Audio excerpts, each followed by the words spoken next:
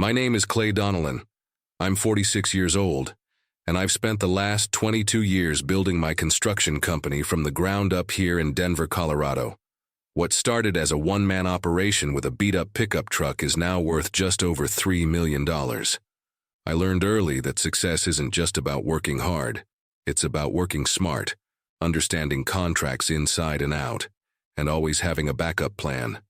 If you enjoy stories of cold-blooded revenge and gripping plot twists, like this video, and subscribe to the channel now.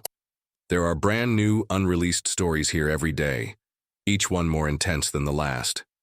6 months ago, my childhood best friend Reese Halton showed up at my doorstep with 2 duffel bags and the kind of hollow look that comes with a messy divorce. We'd grown up together in small-town Kansas, played high school football side by side, and even though we'd taken different paths, him into commercial real estate, me into construction, we'd stayed close. When he told me his ex-wife had cleaned him out in their divorce settlement and he needed a place to crash while he rebuilt his career, I didn't hesitate.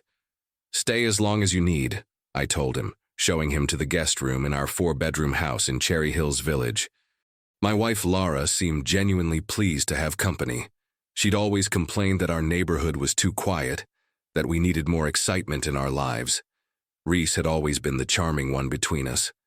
In high school, while I was studying for my contractor's license exam, he was sweet-talking his way into dates with the homecoming queen. That charm had served him well in real estate, at least until his divorce attorney fees and alimony payments ate through his savings. What I didn't realize then was how much that charm would cost me. The first month went smoothly. Reese would leave early each morning, working to rebuild his client base from scratch. His ex-wife had gotten their shared office in the divorce, along with most of their mutual contacts. Lara, who worked part-time as an interior designer, would spend her mornings at the gym and afternoons either at client meetings or shopping. I was busy with a major commercial project downtown, a 12-story office building that would net us our biggest profit margin yet. Around the 6-week mark, I started noticing small changes. Lara began wearing perfume around the house, something she'd rarely done in our 15 years of marriage. She started asking more questions about Reese's work, his plans, his financial prospects. "Poor guy," she'd say, "losing so much in that divorce, but he's got such good instincts for business. I'm sure he'll bounce back bigger than before." What I didn't know was that Lara had formed some very specific assumptions about Reese's potential for success. She'd seen him in his expensive suits, leftovers from his previous lifestyle, and noticed his confident demeanor when discussing market trends. To someone who didn't understand the real estate business, Reese's industry knowledge and professional vocabulary made him sound like a man on the verge of a major comeback. The truth was messier.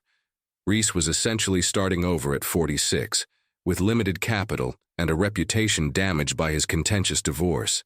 His ex-wife had systematically poisoned several professional relationships during their split, claiming he'd mismanaged their joint ventures. But Lara saw only the surface, a successful-looking man temporarily down on his luck, someone who'd clearly be wealthy again soon. By the 2-month mark, I began noticing longer conversations between them when I came home from work.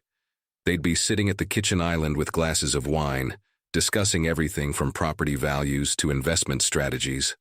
Lara hung on every word as Reese described deals he was evaluating and contacts he was cultivating. "Reese was just telling me about that commercial property opportunity in Boulder," she'd tell me when I walked in. "Sounds like it could be really promising." I'd nod politely, not mentioning that Reese had confided in me just days earlier about his mounting credit card debt and his concern about making his car payments. The gap between what Lara believed and what I knew was growing wider every day. The truth hit me on a Friday evening in early December, about 4 months after Reese had moved in. I'd forgotten some project blueprints at home and returned around 6:30 to grab them before a weekend site inspection. Both cars were in the driveway, but the house felt unusually quiet when I walked in through the garage door. I called out but got no answer. That's when I heard Lara's distinctive laugh drifting down from upstairs. Not her normal laugh, but the soft, intimate one I hadn't heard directed at anyone in years. I stood at the bottom of the staircase, my hand gripping the banister as the reality of what was happening crystallized. The muffled voices, the creaking of floorboards above, the unmistakable sounds of betrayal coming from our bedroom. Most men would have charged up those stairs. Most men would have kicked down the door, started yelling, maybe thrown punches. But 22 years of running a construction business had taught me that the biggest disasters happen when you act on pure emotion instead of calculated strategy. So I grabbed my blueprints from the kitchen counter, got back in my truck and drove to the job site like nothing had happened. But everything had changed. While I spent the next 2 hours reviewing foundation specs and checking measurements, my mind was working through a completely different structural problem. How long had this been going on? What exactly did Lara think she was gaining? And most importantly, what did I need to do to protect everything I'd spent 2 decades building? Over the following week, I watched them with completely new eyes. The way Reese would briefly touch her shoulder when passing behind her chair. The way Lara would find excuses to walk past him in her yoga clothes after her morning workouts. The inside jokes that would stop mid-sentence when I entered a room. It was like watching amateur actors who thought their audience was blind. What struck me most was listening to their conversations when they assumed I wasn't paying attention. Lara had constructed an elaborate fantasy about Reese's financial recovery. She'd convinced herself that his current struggles were just a temporary setback and that he was positioning himself for some major business breakthrough. Once you close that Denver Tech Center deal, she'd tell him over morning coffee, you should really consider expanding into commercial development like you mentioned. Reese would nod thoughtfully and make vague comments about timing the market and waiting for the right partnership opportunities. He never explicitly lied to her about having specific deals in progress, but he certainly never corrected her assumptions. It was masterful manipulation. He was getting everything he wanted while maintaining plausible deniability about any deception. But I had advantages they didn't know about. Running a multi-million-dollar construction company for over 2 decades had taught me the critical importance of asset protection and legal preparation. More importantly, it had trained me to think several moves ahead of any potential threat. My first call was to Marcus Chen, the attorney who'd handled all my business structures since I'd incorporated. I want to review our asset protection strategy, I told him during a meeting the following Monday. Make sure everything's optimally structured from a legal standpoint. Marcus had known me long enough to sense when something significant was brewing. Any particular concerns I should know about? Let's just say I want to be prepared for any eventuality that might arise. Over the next month, we methodically restructured everything. The house, which had been jointly owned, was transferred into a family trust established years earlier, with me as the sole trustee and beneficiary. My business assets, which had always been separately owned, were moved into additional liability protection structures. The joint banking accounts were gradually shifted to individual accounts with appropriate legal documentation. None of this was unusual or suspicious. Successful contractors routinely use trusts and LLCs for asset protection against potential lawsuits or business liabilities. What was different was the comprehensive nature of the restructuring and the speed with which we implemented it. The beautiful part was watching how confident they were becoming. Lara started mentioning improvements she wanted to make to the house, talking about renovations like someone who expected to be living there for years. Reese began discussing business opportunities that would require significant capital backing, always with the implication that such backing would naturally be available.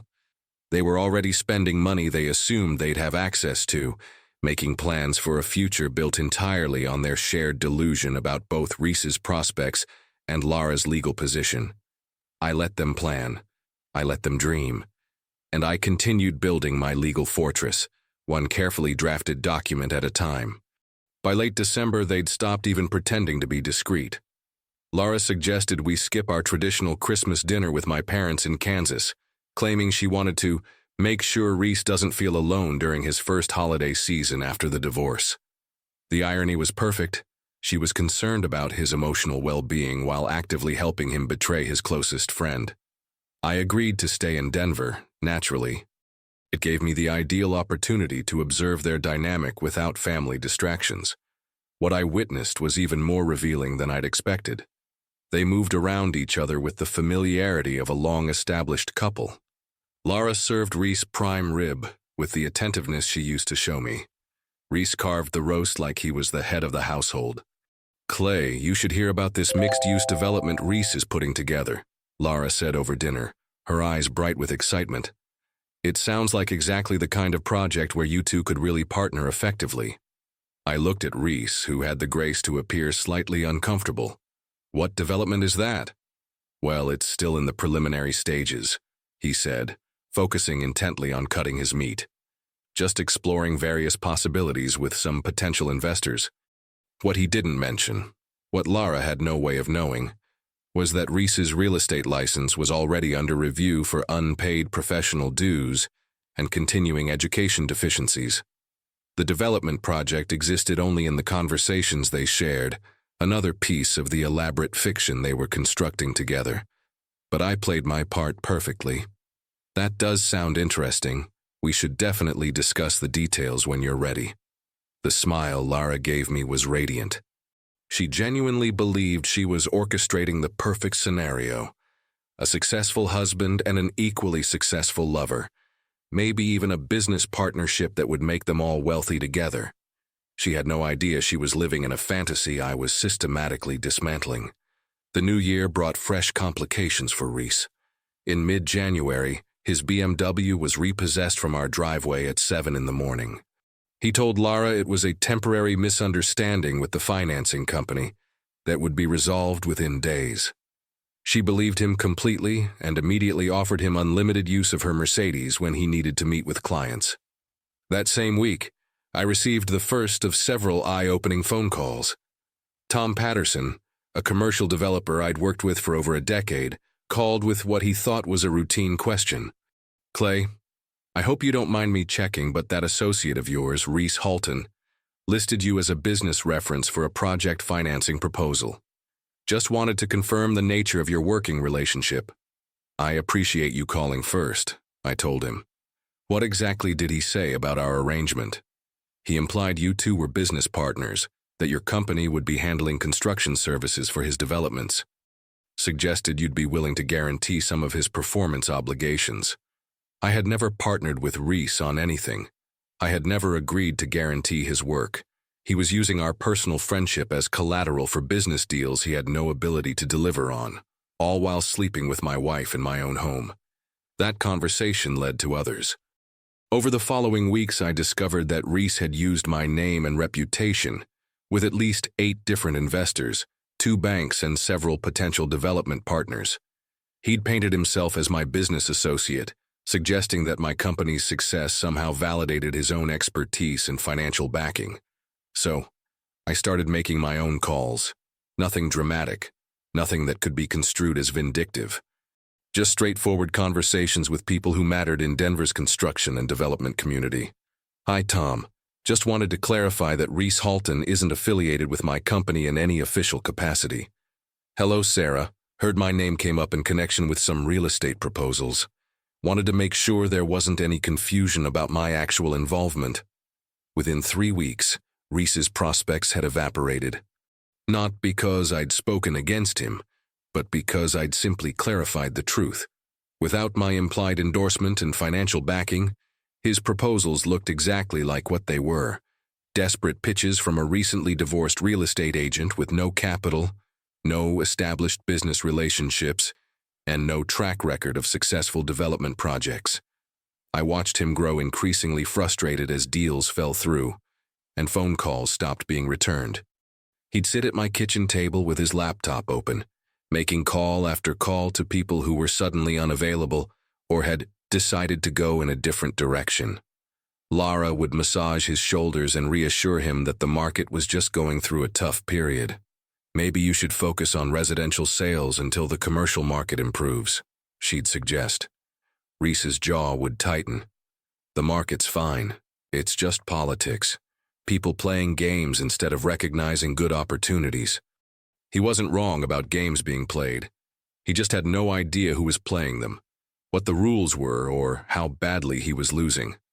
While he struggled with his collapsing career prospects, I was putting the finishing touches on my comprehensive legal preparations.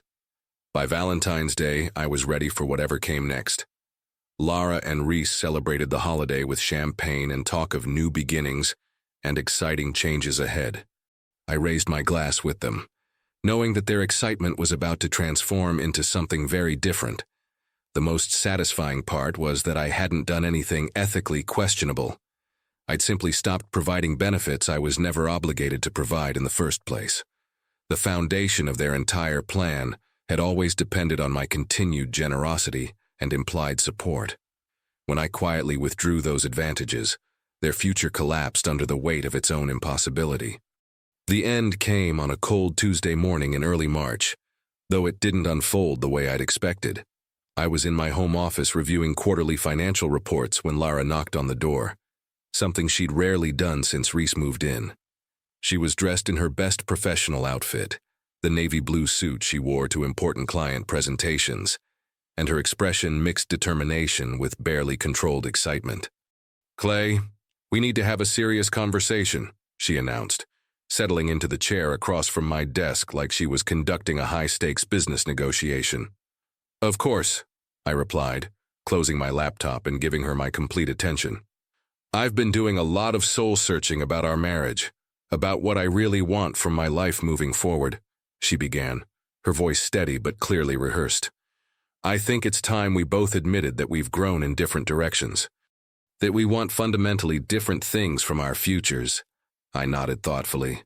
"I see. What is it that you want, Lara?" "I want a divorce," she said, the words tumbling out in a rush.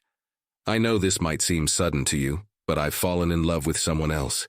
Someone who truly understands my dreams and shares my vision for what life could be." The irony was absolutely perfect. She thought she was delivering devastating news, but she was actually handing me exactly what I needed. A clean exit from our marriage that she was initiating entirely herself. "I'm sorry to hear our marriage has reached this point," I said calmly. "Who is this person you've fallen in love with?" A flush crept up her neck, but her voice remained confident. "It's Reese. I know how this must look, given that he's been staying here, but we didn't plan for this to happen. Sometimes real connections just develop naturally between people. He's been going through such a difficult transition, and we discovered we have this incredible emotional and intellectual compatibility." "Reese," I repeated, as if processing this information for the first time. "My friend Reese, who's been living in our guest room for the past 7 months. Yes. And I know the timing might seem awkward, but Clay, what we have is real love. The kind of deep partnership where two people can build something truly amazing together. He has such vision for his business expansion, and I could really contribute to that success." I almost felt sorry for her. She genuinely believed she was trading up, moving from a stable but supposedly boring contractor to a dynamic real estate entrepreneur on the verge of major success. The elaborate fantasy they'd constructed together was so complete that she couldn't see the reality sitting directly in front of her. "I understand," I said evenly. "What are you thinking in terms of the divorce arrangements?" Her eyes lit up with anticipation. This was clearly the part she'd been most looking forward to discussing. "Well, obviously we'll need to divide our marital assets fairly. The house, your business interests, the investment portfolios.